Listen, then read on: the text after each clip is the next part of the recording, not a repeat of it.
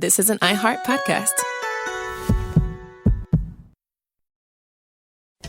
If we weren't there, if we didn't bring in the National Guard and the Marines, you would probably have a city that was burning to the ground, just like it was a number of months ago with the housing. You would have had a big problem there. We weren't. In fact, the police chief said so much. If you look at what his statements were, he said, we're very lucky to have had them. If we weren't there, that city would have been burning to the ground, would be burning right now. You're listening to the 47 Morning Update with Ben Ferguson. Good Thursday morning. It is the 47 Morning Update, and it's so nice to have you with us. And we've got two big stories for you. Donald Trump speaking out when asked about will he be pulling back the military presence in L.A. This after he has said he will send wherever he needs to the National Guard to protect American cities. We also have a very big report as well on where the money's coming from, and an official investigation has been launched in Congress by Senator Josh Hawley. We'll give you the details of the organizations, and the scary part is some of your tax dollars were going to some of these groups. It's the 47 Morning Update, and it starts right now. Story number one. Senator Josh Hawley has not only launched an investigation to who's funding the LA riots, but we're getting breaking news right now that the list has expanded from what happened earlier in the day. Senator Josh Hawley, who chairs the Senate Judiciary Subcommittee on Crime and Counterterrorism, launching this new investigation into who is funding the Los Angeles riots and other riots that are now breaking out around the country. Now, what we knew earlier was this. There was a target, the Coalition for Humane Immigrant Rights of Los Angeles. It's a non-profit pro-immigration group. The allegation was very clear. They may have provided logistical support and financial resources to individuals involved in the protests and escalated into riots, obviously on purpose. Now, the formal request he sent to this group and the executive director demanded the preservation and the production of financial documents and donor lists, travel and coordination records, and documents related to protest planning from November the 5th of 2024 to the present. Well, here is now what has happened since that first letter. Hawley's office has now come out saying we are launching an investigation to other groups as well, not just the original one named. Who else is being added?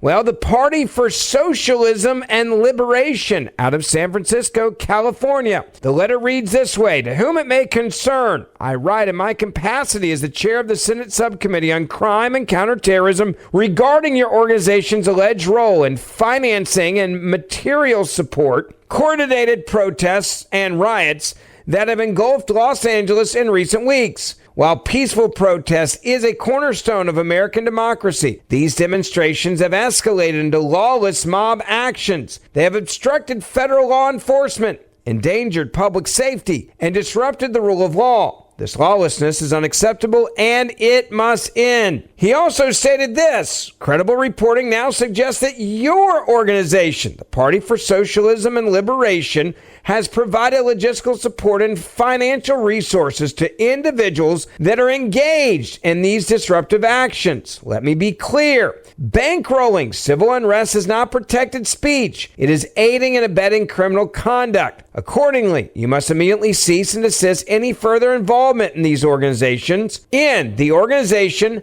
funding, or promotion of these unlawful activities. Now, there's a long list of things that Hawley is asking for, including all internal communications, including emails, text messages, chat logs, messaging apps related to the protests, related to the planning, the coordination, or funding. He is also demanding that all financial documents related to the protests, the demonstrations, or mobilization efforts in LA or elsewhere in the country relating to immigration enforcement. He also said if there are any third-party contacts or vendor agreements, including any arrangements with event organizers, transportation providers, security personnel, or communications consultants relating to immigration enforcement or the Los Angeles protests or similar protests elsewhere. He also asked for grant applications and funding proposals that relate to or reference immigration enforcement, as well as travel and lodging records for individuals or groups supported or reimbursed in connection with protest activities. He also said we must have media or public relations strategies, including your talking points, press releases, and coordination with journalists or influencers related to immigration protests. And finally, the big one yet again,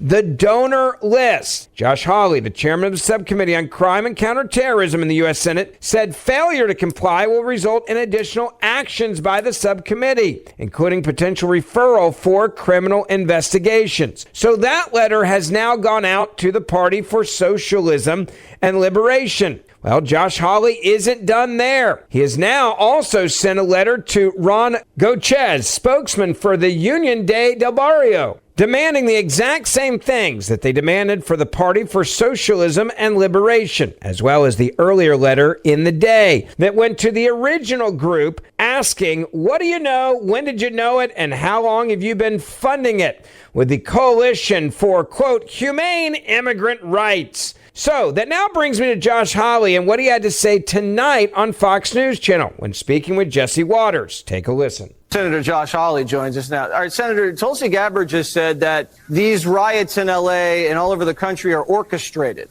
Can you tell us anything about that? Yeah, I think that's absolutely right, Jesse. These aren't spontaneous at all. They're about as authentic as AstroTurf. They are bought and paid for flash mobs. And I want to know who's doing the buying and the paying. That's why today I've launched an investigation. I've sent multiple investigative demands today to various groups out on social media claiming they are paying for this. They are organizing it. They are financing it. We've all seen the videos of vans driving up, handing out gas masks right before somebody blows up a car. It's time we found out where's the money coming from? Who's really behind this? I think the American people deserve answers. Senator Hawley wasn't done there. He also talked about these rioters, and he made it very clear that these rioters know who their ally is. It's the Democratic Party. When they're saying don't believe what you see on TV and there's no violence at all, doesn't that kind of remind you of the Biden cover-up? Oh, 100%. It's the same thing. Don't believe your lying eyes. Meanwhile, they're out there blowing up cars on the 101. They're assaulting cops. They're rushing federal buildings. They're burning down shops. It's all on television. I mean, we can see it with our own eyes. I'm just glad Trump isn't letting the city burn. I mean, Gavin Newsom would allow his state to burn for the second time in a year. And the worst part is somebody is paying for all of this, and they're trying to spread it, Jesse, just like you reported. They're trying to spread it across the country, to Chicago, to St. Louis, to Seattle, New York, everywhere. We got to figure out who is behind this.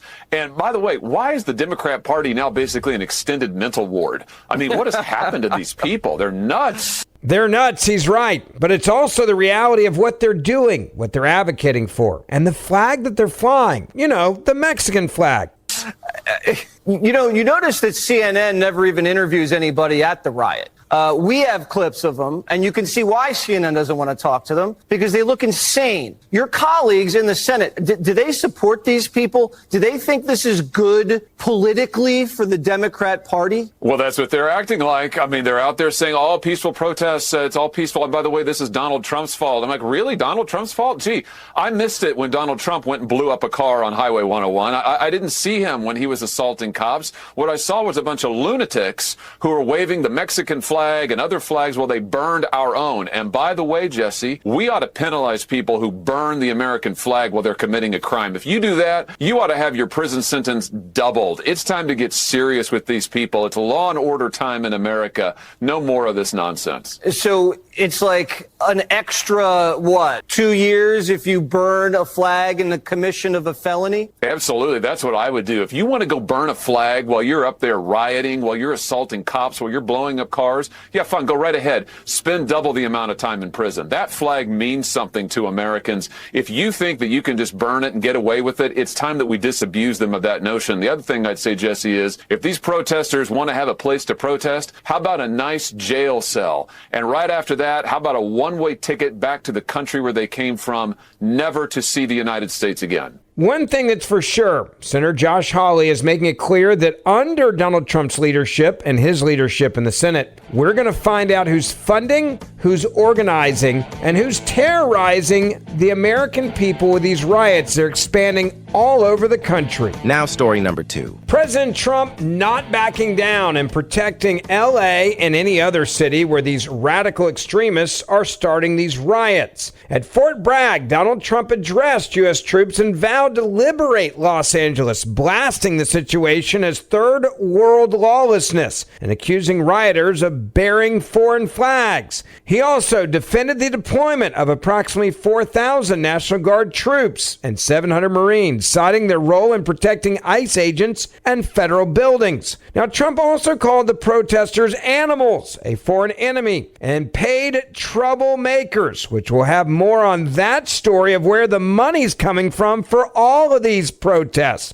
asserting that somebody's paying them, and we now have an investigation into that. He warned that he would invoke the Insurrection Act if protests reach other cities, claiming he would send troops everywhere to maintain order. Now, Trump has framed the unrest as part of a broader threat, describing it as a full-blown assault on peace, on public order, and national sovereignty. He directly challenged California leaders, calling Governor Gavin Newsom new scum and saying they are afraid to act. Trump also insists his forceful response demonstrates decisive leadership and exactly what the American people voted for. Well, the president was also at the Kennedy Center walking the red carpet with his wife, the First Lady, and he was asked about some of these decisions. Take a listen. President, will you be pulling back on the military? Will you be pulling back on the military presence in Los Angeles and in California soon? What's the barometer you're using? We're going to be there, absolutely. If we weren't there, if we didn't bring in the National Guard and the Marines, you would probably have a city that was burning to the ground, just like it was a number of months ago with the housing. You would have had a big problem there. If we weren't. In fact, the police chief said so much. If you look at what his statements were, he said, we're very lucky to have had them. If we weren't there, that city would have been burning to the ground, would be burning right now. Mr. President, what do you think of after thinking of another summer of unrest? What are you prepared to do, sir? About what? If this turns, well, the protests have spread now to 16 cities across the U.S. If Well, this I don't know. turns That's in, what you're saying. Do I believe you? I don't think so. well, I got that from the I can Fox tell News you briefing. that what we have is a situation in Los Angeles that was caused by gross incompetence. They didn't have the police to handle it. The police were asking us to come in. They were very late. We had to go in to save a lot of ICE officers, as you know, who were held up. They were holed up in a building, and they were being attacked. And the military went in. The National Guard went in and got them. The police weren't able, unfortunately, to move fast enough, but we moved fast enough. And while we were there, we stayed there, and we stopped tremendous destruction and death. We stopped death. We stopped a lot. And if you look at them cutting up and breaking up the sidewalk and getting it and using it as a weapon, did you see that with the curb? Where they're breaking up the curb, nice curb, and they break it up with a hammer because they couldn't get the bricks in. You know, they got caught with the bricks. We have them under arrest. They were bringing bricks in to throw at our police. Bringing in bricks to throw at our police. Who paid for the bricks is the big question now that everyone is asking. But the president is also calling on leaders, governors, to take the lead, take a stand, and stop the anarchy. And guess what? Many conservative governors are doing exactly that. The governor of Texas, for example, Greg Abbott, has proactively deployed the National Guard to San Antonio ahead of planned anti-ICE demonstrations. Gavin Newsom, that's how it's done. Texas, the governor said, will not be under siege like California. And that's exactly the type of leadership that so many Americans are looking for. Thank you for listening to the 47 Morning Update with Ben Ferguson. Please make sure you hit subscribe wherever you're listening to this podcast right now.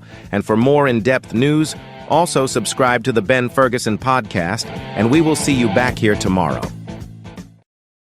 This is an iHeart podcast.